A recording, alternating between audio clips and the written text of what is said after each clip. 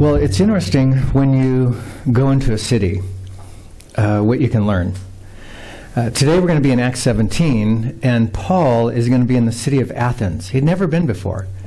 Athens is a big ancient city, so it had quite a reputation.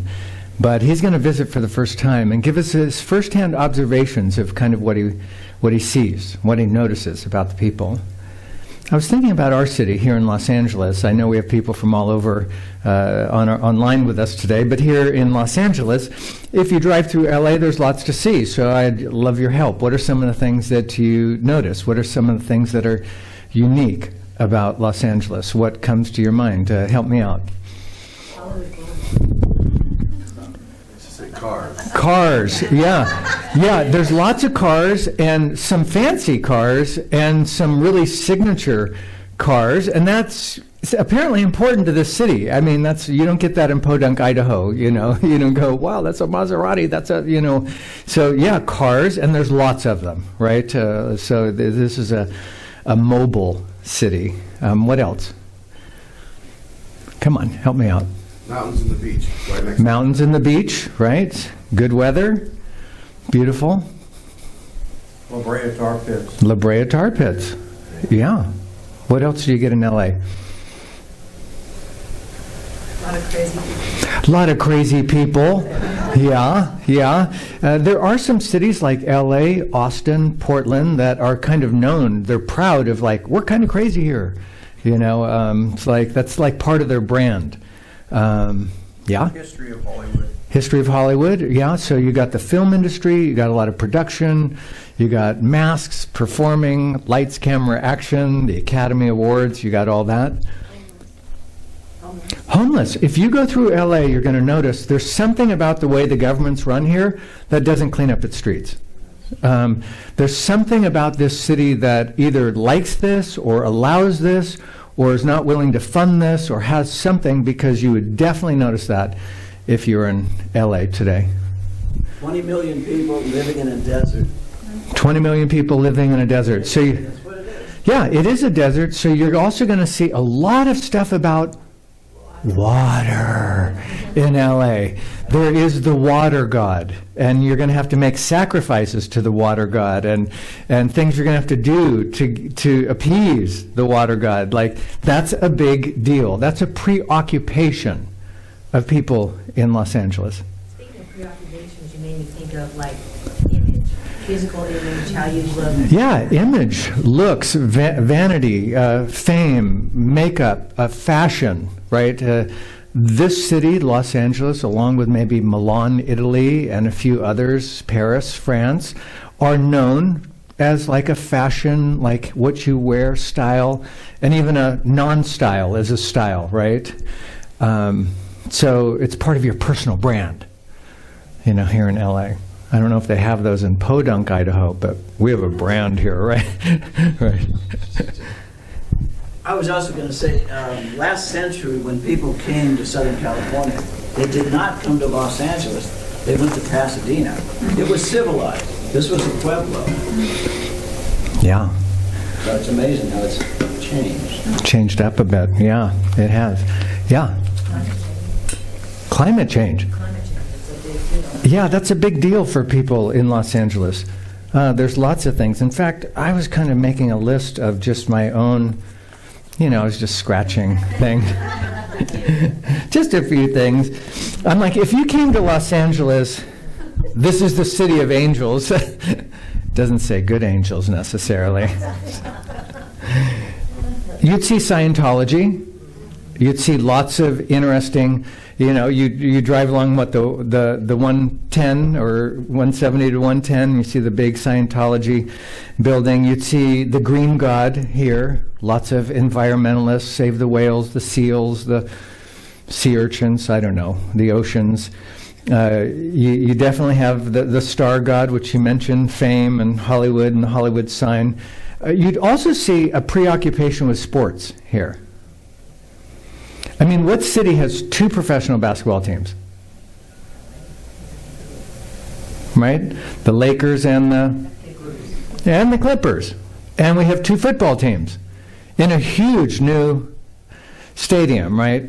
The Chargers and the Ram. Like, we get two. Most cities don't have a professional team. We've got two of each of those. And then we've got two major universities, SC and UCLA, not to mention Caltech and a host of 100 other major, universities. You'd see the Nike God here.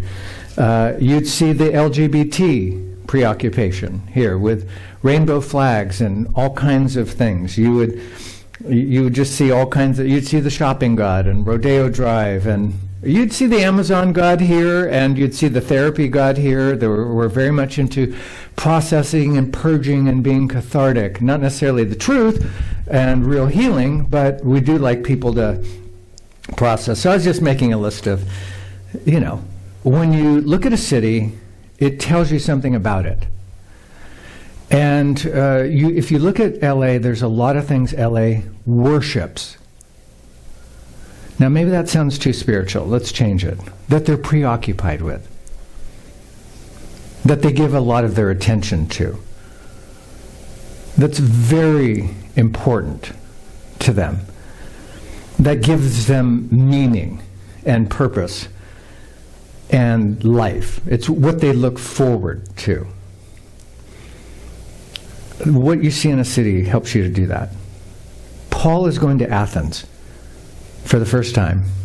This is the largest, most significant ancient city in the ancient world, from 500 BC to, the first century.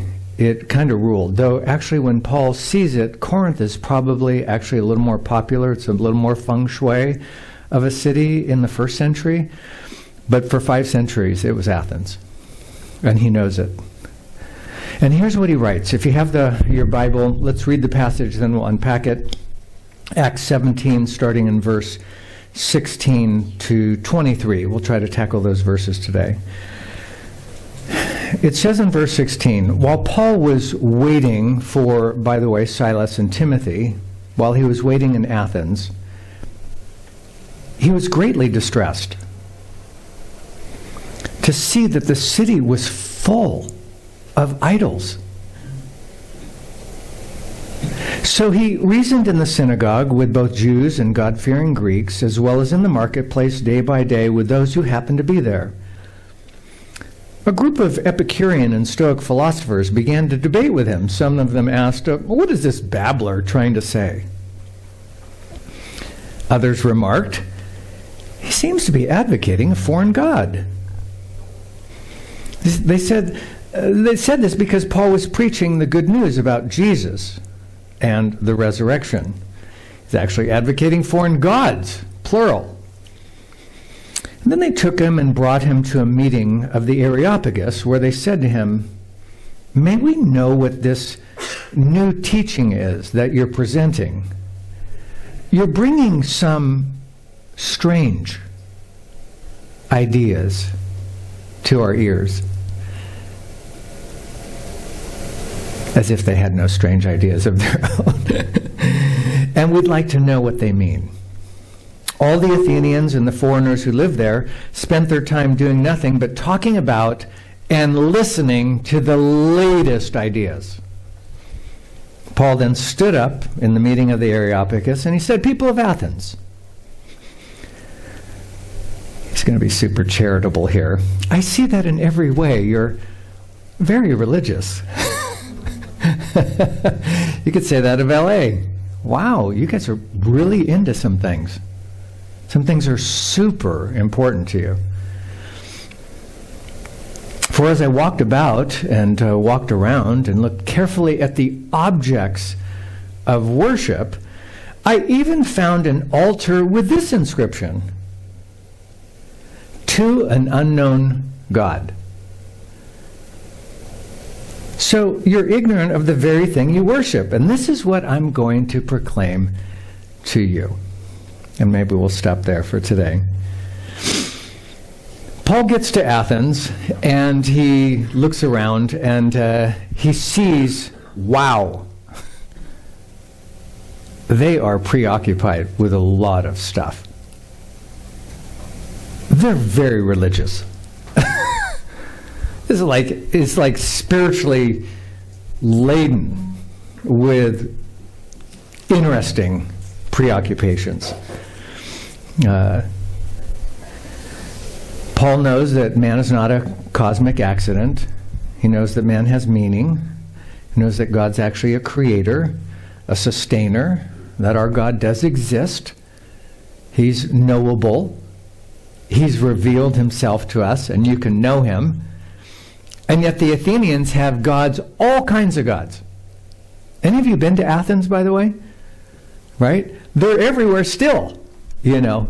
I remember getting in the Athens airport for the first time. A couple things struck me. One, a lot of officers with machine guns. That was a little disconcerting for me. So I was like, wow, I'm not quite used to that. That's a little unsettling. And then I got to the escalator to go down to baggage in the Athens airport, and there were 2 statues of Pan, one on each side of the escalator, with an erection that was probably 20 feet long. I was like, wow, that's... I've never seen something that big or public before. So it's like, you just, again, I'm just going to pick up my bag, and you're like, I don't know what to even think, but this city really is like big on all these different gods: the sex god, the life god, the god of war, the god of peace, the agricultural god, the green god, the fame god. I mean, it's like, well, this sounds like our world. God created us to know him. He created us so that our contentment, our happiness, our peace, Philippians 4, Psalm 33, Isaiah 26, is encompassed in him, not other things. And yet we get preoccupied with other things. And Paul saw they're preoccupied with other things. Here's probably the greatest Christian in like the greatest ancient city. And he gets there and he's shocked. Just as you would be if you walked around LA today. I remember the first time I went to Europe, one of the things that was so quaint about going through Switzerland and Germany and France is you'd come into some of these little cities, and the most obvious thing in the whole city, coming over a rolling hill, was this church in the middle with a like, it just was like, this is the center of our city. A little disconcerting to realize it's a coffee house now and no one actually attends, but you can definitely see the remnants of an age where that was the most important thing, because it's right in the center and it's got the highest steeple and no other building rivaled. It's like, wow, this is a little village that apparently honors God. You come to our city in LA, you don't see that. You see other things. Amazing sports centers, the SoFi Stadium, the Staples Center. You see other things. And then you see Christian families saying, sorry, we won't be at church for the next 10 years because we have games on Sunday morning. And we actually think that's going to be better for our kids to be in a competitive sports is number one kind of experience than it will be for them to be at church every Sunday morning. It's like, wow, okay, that's interesting. And I have athletic kids and had 5 of them, so I know the tension with that. It's like, oh, but they're on a team. You can't let down the team. But the church is a team too. So how do we negotiate? How do we live here but not be of it? Paul had to deal with that. He's a good Christian man. He's in the most humanistic, pagan city of the ancient world. And he's seeing the rich philosophical tradition there. This is a city known for great literature and art. It's a city known for human liberty, which is very cool. It's kind of an intellectual metropolis, very philosophical, very religious. Paul has now come down. Really, he came down by the sea. He was up in Berea and Thessalonica, but had to kind of escape. They were kind of after him and came down to Athens.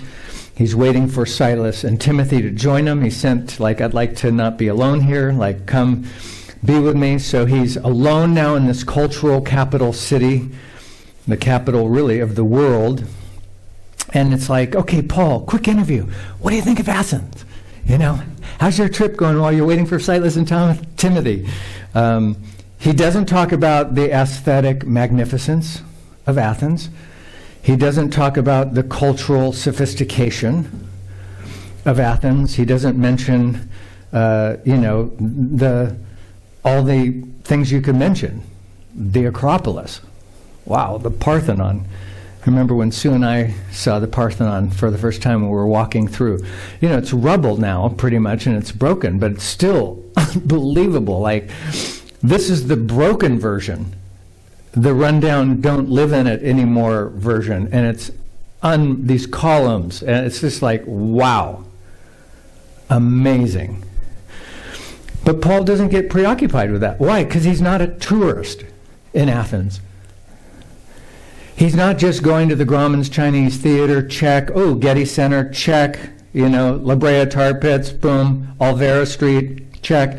He's not like, wow, this is like, there's a lot of cool things to do. The Grove, wow. The shopping here, wow. 3rd Street Promenade, Old Street Pasadena. He's not doing that. He's sharing what he saw, and he saw that, but he didn't like focus on that. That's not what captured him. Now, Luke records 3 kind of speeches, if you will, 3 orations of Paul in the book of Acts, in Acts 13, Acts 14, and we're in Acts 17. So 3 times Luke records for us Paul's kind of talking to people. Acts 17 is not just talking to Jews and God-fearing believers like he had done before. He's now going to be talking to cultural people, Epicureans, Stoics. Remember how we've been talking about worldviews and different ways people view the world? He's going to be talking to AOC. He's going to be talking to the green god people. He is. That's what he's doing. He's going to be talking to Schumer and Pelosi about the socialist agenda and communism and the worldviews, the interesting worldviews. And they're going to say to him, wow, you're bringing some strange ideas. It's like, you want to talk strange? You got some strange ideas. But they're going to have to work that out. So this is a great example of Paul being right in the culture and talking to the sophisticated people of the day about their stuff. This is a one-on-one with Tom Cruise about Scientology.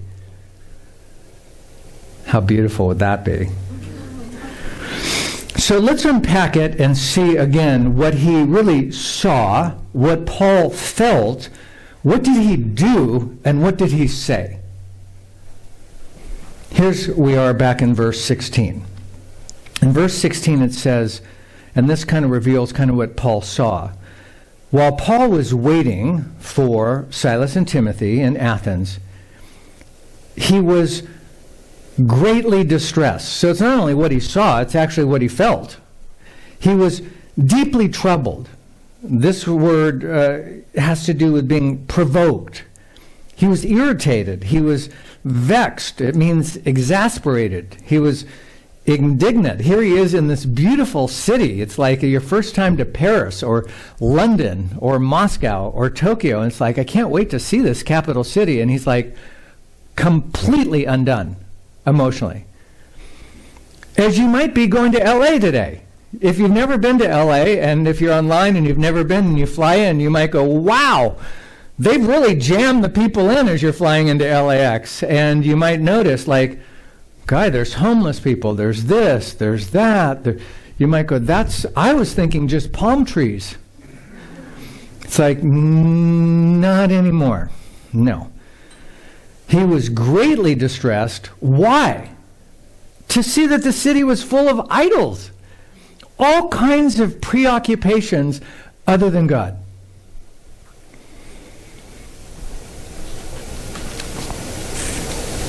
This term, full, it's like he saw a junkyard of idols. That's how the Message translates this verse. Just a junkyard of idols. He would have seen Hermes. These are square pillars mounted with the head of Hermes. Athena, the mother of the air. Demeter, the mother of the earth. Zeus, the god of force. He would have seen shrines to idols like philosophy, philanthropy, beneficence, rumor. There was a shrine to shame. They worshipped everything, which means they worshipped nothing. They worshipped everything, so they kind of worshipped really nothing. So you have God's man in, can I say it? Satan City. And the LA application fits as well. Again, because he wasn't a tourist, he wasn't overly impressed with just the architecture or the agora, the marketplace. Like, wow, the Grove is so impressive. Wow. Americana at the Brand, I love it. They've got the water feature and little dancing waters, and then all these super expensive handbags and things that you spend hundreds of dollars on while the world is dying, you know. He wasn't enamored with all this. He wasn't even enamored with the universities, and Athens had the best universities of the day, and he himself would have graduated, in our language, from the University of Tarsus or the University of Jerusalem. He was under Gamaliel, remember Saul. I mean, he got the best education you could get in the ancient world, but he doesn't walk around Bruin Walk or look at Tommy Trojan and go, wow. They were so woke in the first century, he was like, this is so disturbing. A university of education, not even educated. Like, not void of common sense. Like, they have a statue for everything. Unbelievable. So it wasn't the beauty and the brilliance, but the kata idolos, the idolatry that disturbed him. And kata means, it actually kind of means under. So he's really saying it was full of idols, but it was like under idols. Probably better translated, it was smothered with idols. You could even translate it was swamped with idols. It's like, it was just one great altar and one great sacrifice after another. In fact, one Roman satirist, if you read ancient writings, which is fun for me to do, says it was easier to find a god than a man in Athens. That's like how much it was. Temples, shrines, statues, altars, you name it. And it totally reminds me of kind of what we've been talking about the last several weeks in our crazy new woke world. There is all kinds of gods. You can keep your doctor. It takes a village. Give your fair share. Just do what we say. Build back better. Socialism, communism, globalism, one world, one leader, statism, totalitarianism, cancel culture, diversity, inclusion, equity, and the shrine of tolerance. It's everywhere. Defund the police, Green New Deal, BLM, CRT. I mean, you would go through the city and you'd go, what's happening to this country? It's preoccupied with so many crazy things. Where's God? Oh yeah, it's on our money. Oh, well, we don't do that anymore. It's supposed to be like on our currency, a reminder, in God we trust. It's on our seals.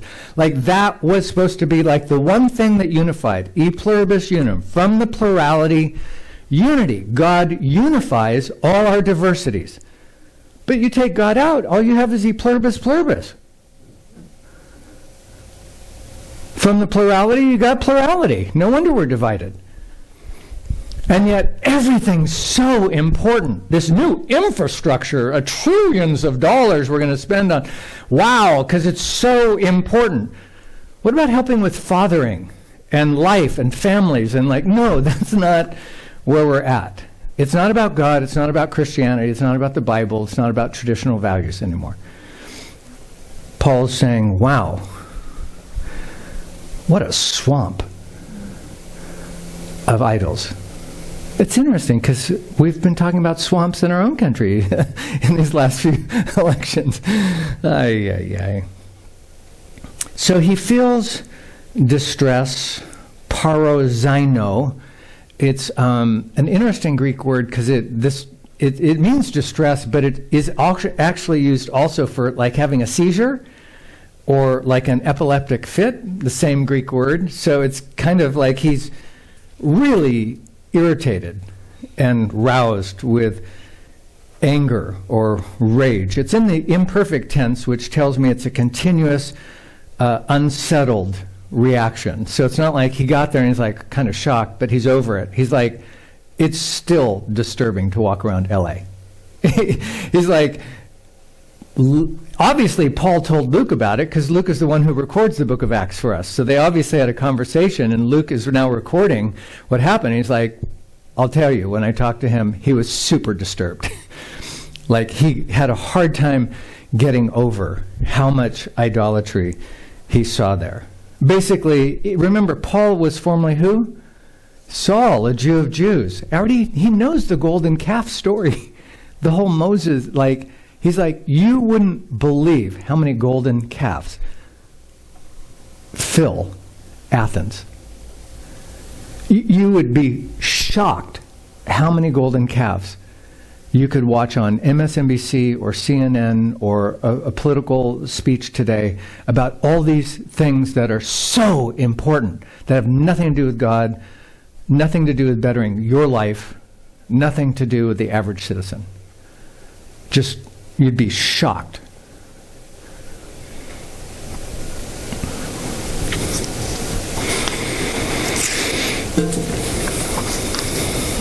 Well, what did Paul do? Let's go to the next verse. That kind of got stuck on verse 16. Apparently, I had a little meltdown myself. So, okay.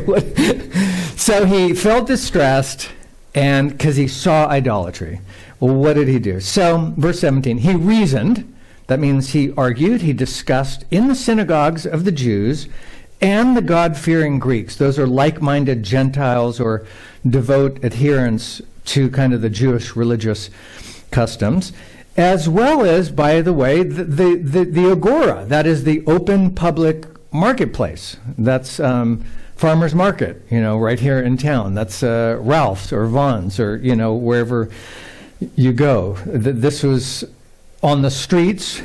These agoras have been open since the days of Socrates. I mean, at least 400 years. So, that's where people go. It's the outdoor setting.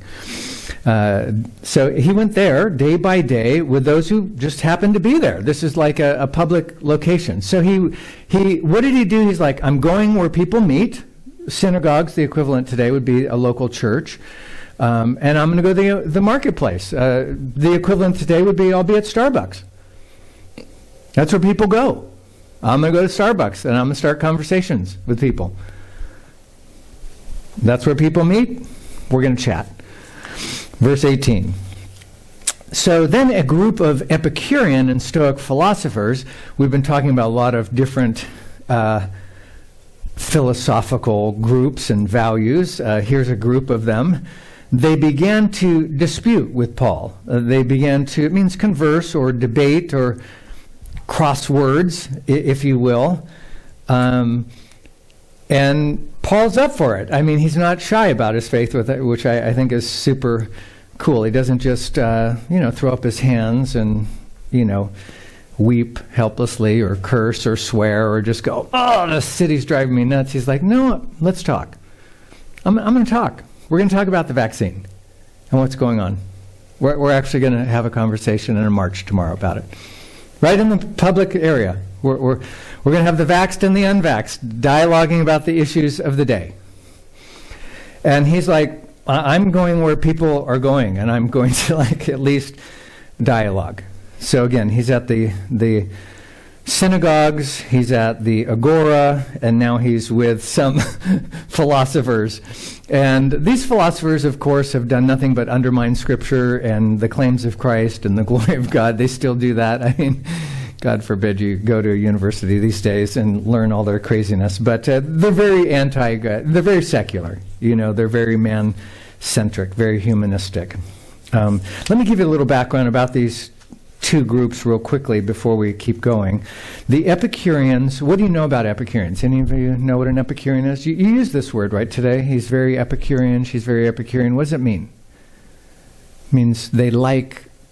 Jerome, you got something? We got someone online? No, we're good. We're good. Okay, so I'm like, wow, our Zoom people are active. I love, Epicurean? A lot in terms of food. Yeah, an Epicurean, we do use it like a charcuterie. Wow, I love that. They have fine taste regarding food. So Epicureans they're hedonists. Hedonists, remember, value pleasure, and they want to minimize pain. That's a whole life philosophy. We have Christian hedonists, too, which is like, I don't think God would want me to suffer this much in my marriage. I don't think he'd want it to be so hard. It's really? Really? How much time do we have to talk? But it's Christianity with a little hedonistic layer on it, right? Look, I'm not into pain. Jesus wasn't either. When he was told he had to go to the cross and, in the garden, he said, if this cup could pass, that's my preference, but not my will, your will. So he's not like I'm into pain. He's not a sadist. But if God's will is to suffer, to go through something, we do it. We don't go, I'm a hedonist. No, pain's out. But Epicureans are hedonists. They want a lot of pleasure and not a lot of pain, but they like the fine things in life. The fine wines. By the way, Nordstrom's Rack. Just saying. No, it's not Ross's. No, Nordstrom's Rack. It's like, oh, yeah. Did you notice the date on that bottle of wine? It's like, yeah. Did you notice the alligator or the polo little guy? Or it's like, they're really into like, this isn't just your average stuff. Like, we're talking about chalet. Okay, not cabin. So Epicureans are a little, snotty, right? They're very sophisticated hedonists, and they pride themselves in that. And they believe life is random, and God's not in control, and so it's about grabbing all the gusto you can. It's really lust in a very sophisticated wrapper.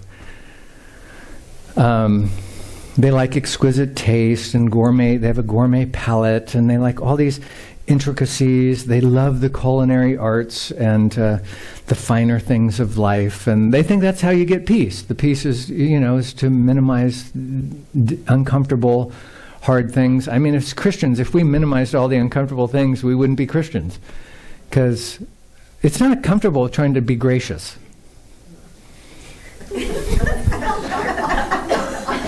Don't you just want to hit someone or like kick them or like, I have a couple thoughts I'd like to share. But then there's all this stuff about bridling your tongue. It's like, I'm not going to bridle. It's going to feel so much better to get it off my...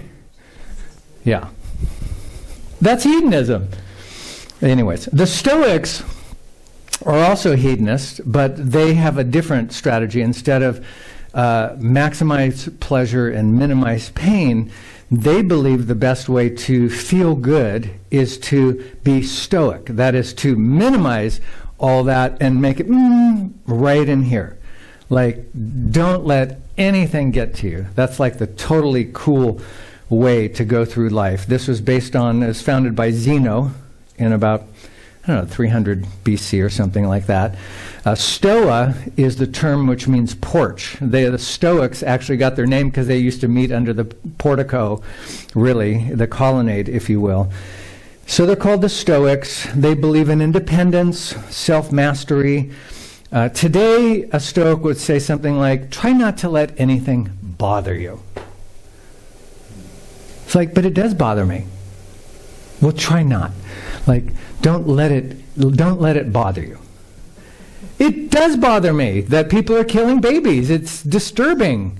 Like, I don't know what to say. I don't want to lose sleep over it, but I am kind of, when I think about it, it's disturbing. Don't get emotionally involved. It's so beautiful.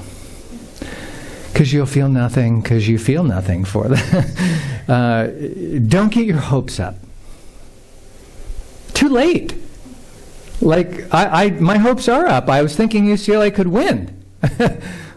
Well, just don't get ahead of it. It's like, I'm not. We lost. Okay, so these are all Stoic phrases.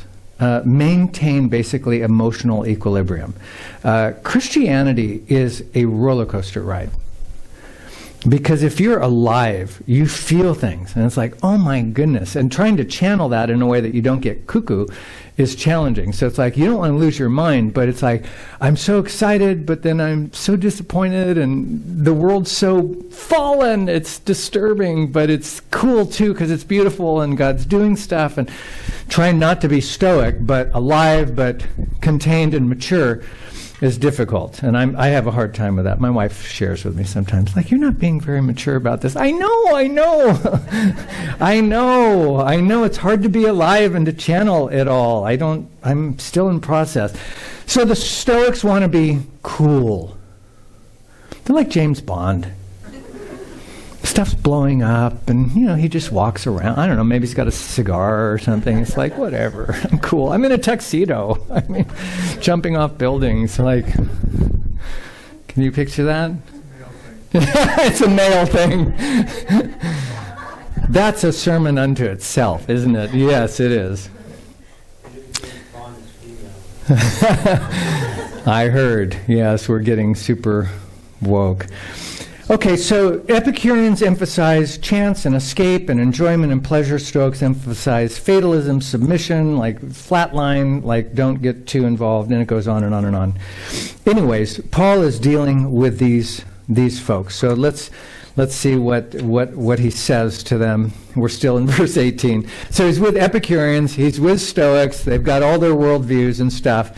And some of them were saying about Paul, what is this babbler trying to say? Spermologos.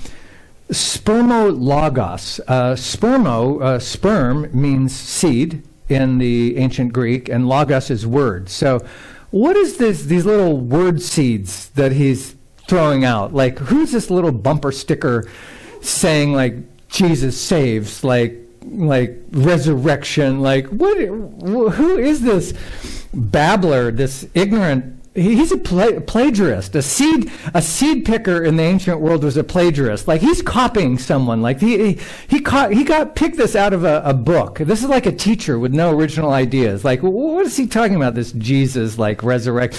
And by the way, they thought he was talking about two different gods, probably. Jesus and the resurrection would have been a god too. So, like, who are these two new cats that he's introducing to the pantheon of Olympian gods? They already had one for everything. But he's like, we've never heard of these two. Who is this parrot, this chatterbox, this amateur talker? He's not part of the Areopagus. I mean, this ignorant plagiarist. I mean, what's he doing? And this is L.A. Does Mayor Garcetti know he's in town? I mean, does he got Newsom's approval? I mean, he's in our city, Athens. Like, who is this babbler? Okay, enough. Others remarked, he seems to be advocating foreign gods. Two of them. They said this because Paul was preaching the good news about Jesus. So they probably would have had in their mind the male god Jesus, maybe the female god, anastasis, resurrection. Anyways, verse 19. So then they took him. I don't know if they just kind of grabbed him by the sleeve, or if maybe they arrested him. It doesn't really say. I mean, but it's like, my friend, you're coming with us. Come, my friend. Welcome to our city. I don't know how it was, but they apparently took him. It doesn't say he went along, and they brought him to the meeting of the Areopagus, the Areopagus. Ares is Mars, and Pagos means hill, and Ares was the god of war. So this is the Mars hill. They're taking him to the Areopagus, which is the Mars hill, the god of war's hill, which is where they did debate. In fact, Sue and I, when we were there together, I don't even remember when that was. It seems like a long time ago, but it was super cool to walk down from the Parthenon and the Areopagus and all that and go down to this big area of rocks. It's like, this is it. This is the Areopagus. This is like where they saged. This is like outside Starbucks at the big, this is like where everyone gathered. This is the place where all the talkers talk. And so, anyways, he's there. Others were saying he's got these foreign gods. So they take him, verse 19, to the Areopagus, where they said to him, may we know what this new teaching that you are presenting is. So we'd like to, could you make clear to us, like, this novel, unheard of didoxe? It means this new religion or doctrine that you're presenting or proclaiming or openly sharing with us. It's very novel. Like, come, share your thoughts. Verse 20, you are bringing some strange ideas to our kuos. We get acoustic from it, from our ears. You're bringing some really unfamiliar stuff to our ears, and we want to know what they mean. We'd like you to, we're kind of intrigued by your new slant on the gods. Verse 21, so all the Athenians and the foreigners who lived there a lot of strangers through Athens at the time. It's a busy city like LA is, and they spent their time doing nothing but talking about or repeating or communicating and listening to the latest ideas. This isn't much different than today, right? It's like, by the way, did you hear what Biden did today? Did you hear what it's like, did you hear what Trump did today? Did you hear what the latest is? Did you hear what it's just, did you hear the latest scores? Like, this is like where they love that stuff. There's something cool to like knowing what's going on in the city, in the polis. And so they bring them and they want to hear all these great ideas. They're at the Areopagus and Paul is there. And Paul then stood up in the meeting of the Areopagus. He's in full view of everyone. There is, if you go there today, we got to put this on our travel trip. Like, let's go to the Areopagus together. And there's like a big rock. So there, you could, if you were speaking, you would be able to do it. Like everyone would be able to see you the way it just architecturally on this hill. It's like, people of Athens, hello, my friends. I have something to declare to you. So Paul stands up and he says, men of Athens, Andres, gentlemen, I see that in every way, kata panta, in every way, you are very religious, which I think is so cool that he's so charitable. He's like, he could have said, you guys are a woke whack job, but he didn't. He just said, you're super spiritual and superstitious and so devout and uncommonly scrupulous and extremely like religious. You have all kinds of divinities you worship. It's plain that you take very seriously things of the world. You have lots of ideas, and he's building bridges, really, right? He's not criticizing them. He's saying, look, to my woke friends, you guys are passionate. I think I shared this with you. There's a lot of positive things. It's like, you are active. I love it. Like, you care about things. Now, I may not care about the same things, but you think like the Green New Deal, like climate change. You have no idea that God's been doing climate change for thousands of years. He changed the climate in Egypt. They had some issues and then in Sodom and Gomorrah, and then he had a big flood. I don't know if you heard about it. Anyways, changed the climate. He's been doing that for a long time. But you guys, it's super novel. You're going to spend trillions of dollars to get 1 degree of like Celsius change. But wow, I mean, that's a lot of passion, a lot of money, a lot of marches, a lot of energy. Like, I can see like you are super religious.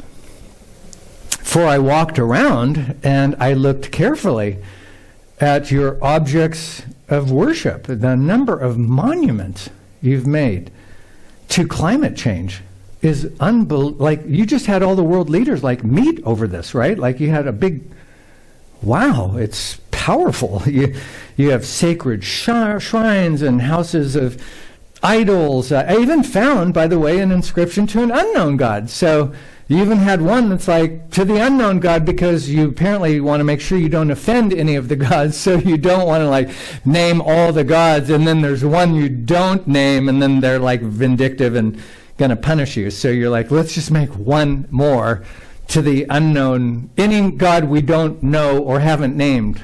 And Paul says, this is a great transition for me. I found this tomb to the God nobody knows. And you have these great religious instincts, and that tells me you have a capacity for God. That tells me that you are a man or a woman and you want to worship because you've taken the time to build this. So your religious capacity is obvious to me. I want to connect with that.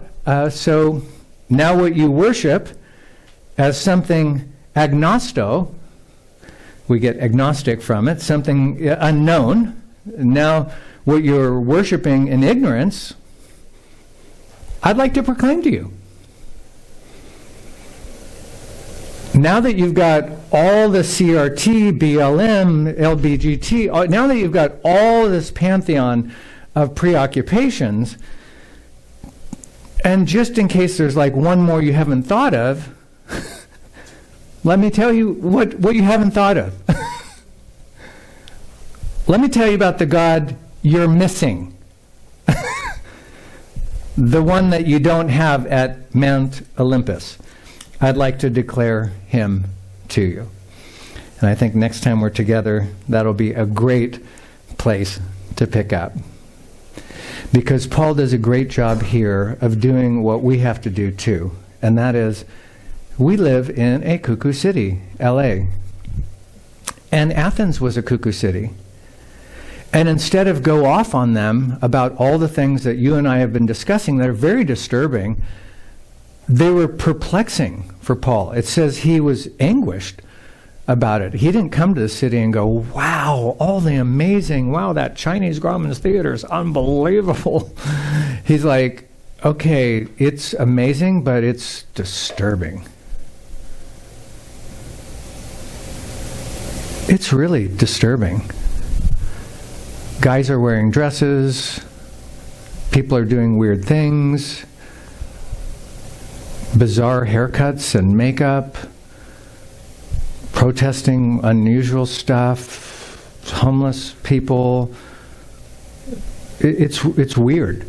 It's disturbing. I really thought this would be like the trip of a lifetime. But it was a little bit of a nightmare. But let's not stay in the negative. Let's go to the positive. What is the positive? Americans are very passionate about a lot of stuff, and they're preoccupied with stuff. Athenians, you're super religious. I mean, I can see like you're in a swamp of preoccupations. Let's use that as a bridge and say, if I listen to all your stuff, which we do, how about if I share with you something maybe you haven't thought of? Maybe there's something bigger than climate change. Maybe it'd be good for you to know that climate's actually been used as a form of judgment by God in multiple times, and maybe that's happening right now. Who knows? But just welcome to the Areopagus. Let's be a part of the great conversation. Let's be a part of the discussion. And what I love about Paul is he doesn't pout or get quiet. He encourages us to say, well, look, we only have one voice, but let's share our voice. Let's share, like, maybe God is part of it. Maybe the resurrection is part of it. Maybe there's a bigger hope than a one-world government. Maybe there's something bigger. And we have a voice to do that. So whether you're present or online, let's keep sharing our voice, right? Let's tell people, like, there might be a better way. Amen?